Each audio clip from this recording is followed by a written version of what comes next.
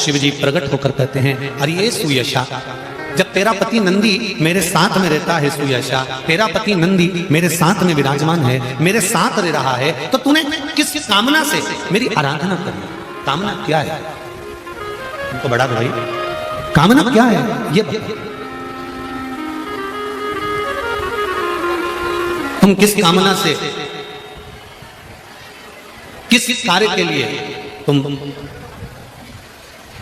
मेरी आराधना कर रहे हो? सुयशा कहती है, बाबा मेरा पति नंदीश्वर आपके साथ हर पल हर घड़ी साथ रहता है, बस एक कृपा कर दो। क्या कृपा ये कर दीजिए कि मेरे पति को आपके शिवालय में स्थान दे दीजिए। शंकर भगवान ने कहा, इतनी सी बात? नंदी मैं तुझे वर देता हूं, जहां शंकर का शिवलिंग होगा उसके सामने नंदी जरूर होगा, ये मेरा वर तुझे बता। श्रावण के महीने में चढ़ाया गया जल कभी खाली नहीं जाता, जी याद रखना।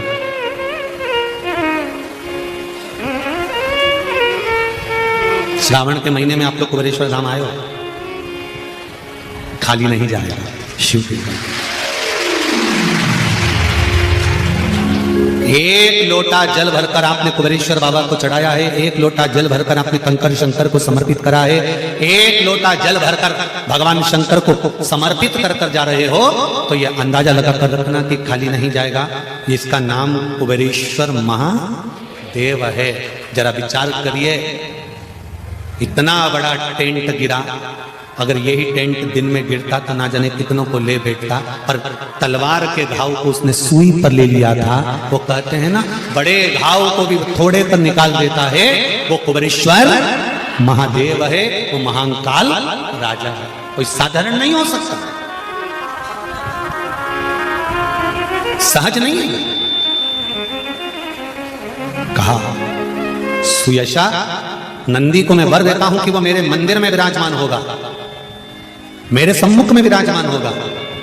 और जितने भी लोग शंकर के मंदिर में जाते हैं, मैं उनसे एक निवेदन करना चाहूंगा, जितने लोग शिव के मंदिर में जाते हैं, आस्था चैनल के माध्यम से, फेसबुक यूट्यूब के माध्यम से जितने लोग कथा सुन रहे हैं, उन सबसे निवेदन करना चाहूंगा कि भगवान शंकर के मंदिर में नंदी को देखकर हमें कुछ सीखना चाहिए कि नंदी मंदिर के अंदर है, उसकी दृष्टि, उसके नेत्र शंकर भगवान की ओर है।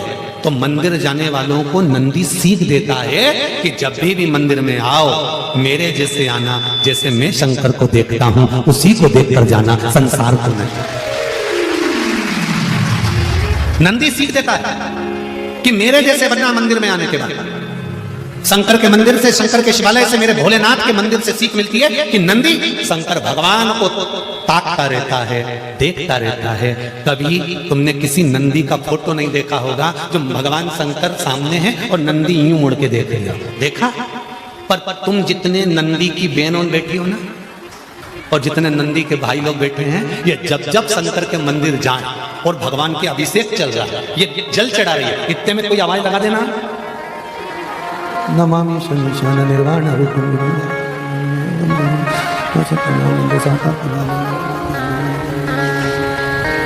तुरंत।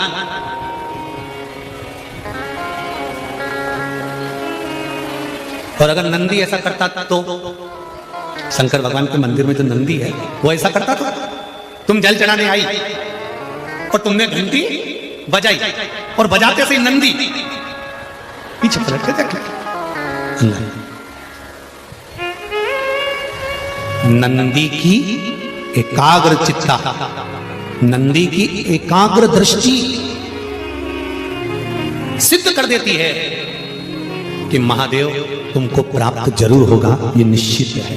ये नंदी की एकाग्र चित्ता करती है, नंदी की एकाग्र दृष्टि करती है कि शिव मिलेगा, ये निश्चित है। शंकर प्राप्त होंगे, ये निश्चित है। शिव मिलेंगे, ये निश्चित है। शंकर मिलेंगे, ये निश्चित है। प्राप्त होंगे, ये निश्चित है।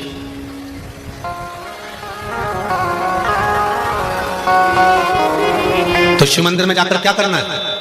पलट के देखना है? नहीं। अभी आपको कथा में कहा था कि शंकर जी को जल चढ़ाने के बाद जब तुम निकल कर जाओ तब शिव को पलट कर देते थे। क्यों? हो सकता है पूजन करते समय जल चढ़ाते समय, आराधना करते समय, दिया लगाते समय, भगवान को भोग लगाते समय हमको थोड़ा सा अहंकार आ गया हो कि मैं आती हूँ, पोछा लगाती हूँ, कितनी गंदगी करके रखते हैं सब, वो तो मैं नहीं आऊँ तो पोछा ही नहीं लगे, मैंने साफ करा, मैंने दिया उठाकर रखा, मैंने बेलपत्री उठाकर रखी, मैंने ये कार्य किया। नहीं, तुमने यह कार्य नहीं करा। शंकर भगवान ने अपनी सेवा के लिए तुमको छांट कर रखा। इसका अहंकार नहीं होना चाहिए, इसका गौरव उत्पन्न होना चाहिए। तुमको इसका गौरव उत्पन्न होना चाहिए कि मुझे देवादिदेव महादेव ने अपनी सेवा के लिए रखा। देवादिदेव महादेव ने मुझे अपने लिए रखा।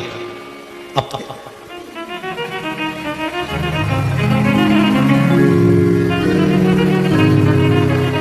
महाराज नंदी से सीख लो। जितने लोग बाहर खड़े हैं, पानी आ रहा है, आपसे निवेदन है टीन शेड में चले जाओ। जो शेड बना हुआ है टीन का, कथा ही तो सुनना है आपको, आराम से आप वहां बैठकर सुनिए, गीले मत होइए। और जो लोग बैठे हैं वो अपने आनंद के साथ बैठे, टीन शेड में जाकर बैठ जाए, गीले मत होइए। हर हर महा शंभो शरणे पड़ी माधो घड़ी रे घड़ी दुख काटो दया करी निदर्शन आपो। अरे कर ले प्रभु से प्यार फिर पछताएगा, झूठा है संसार धोखा खाएगा। शिव भक्ति की ओर अग्रसर हो, शंकर भगवान के चरणारविंद की ओर अग्रसर हो जाओ। सुयशा के कहने पर भगवान देव आदिदेव महादेव ने नंदीश्वर को वर प्रदान कर दिया। हे नंदी, मैं तुझे वर प्रदान करता हूं कि जिस स्थान पर मैं विराजमान होऊंगा नंदी, उस स्थान पर तू भी मेरे सम्मुख में विराजमान रहेगा, तू मेरे सम्मुख में रहेगा। हर हर महादेव, तू मेरे सम्मुख में रहेगा, तू मेरे सामने रहेगा।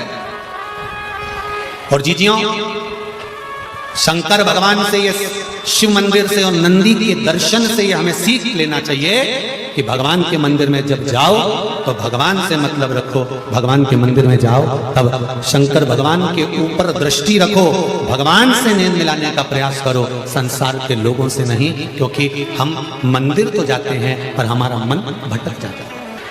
सुयशा भगवान देव आदिदेव महादेव की भक्ति में लगती है और नंदीश्वर को भगवान शंकर के शिवालय में, शंकर भगवान के मंदिर में स्थापित करवा देती है। वो धर्मपत्नी सुयशा, धर्मपत्नी सुयशा। आप में से कितने लोग हैं जो घर में से जल लेकर जाते हैं शंकर भगवान को चढ़ाने? सभी लोग ले जाते हो? जब घर के मटके में से, परिंडे में से, बाल्टी में से, टंकी में से, घर के हंडे में से जब एक लोटा जल लेकर जाते हो ना, उस समय पर आपके मन में ये भाव प्रकट होना चाहिए कि हमारे घर में हम देवादिदेव महादेव को जल चढ़ाने के लिए जा रहे हैं। हे शिव शंकर, अगर घर में पितृदोष है, कालसर्प दोष है, वास्तु दोष है, या मेरे घर के अंदर कोई भी दोष है, एक लोटा जल जब मैं आप पर समर्पित करूं तो मेरे देवादिदेव महादेव हमारे घर के सारे रोग, दोष, बीमारी, कष्ट को दूर कर देना और तेरे चरणारविंद का जल देकर हमारे घर को पवित्र कर दे।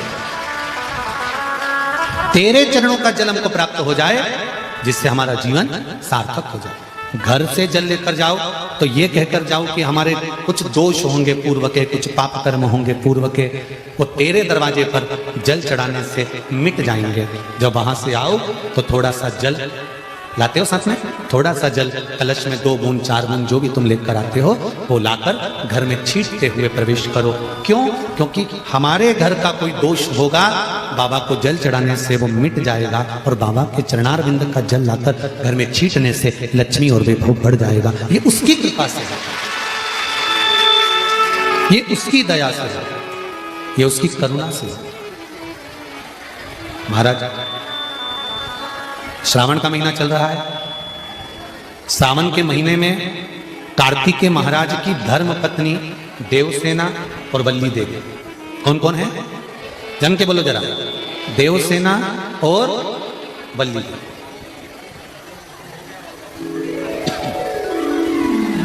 देवसेना और वल्ली देवी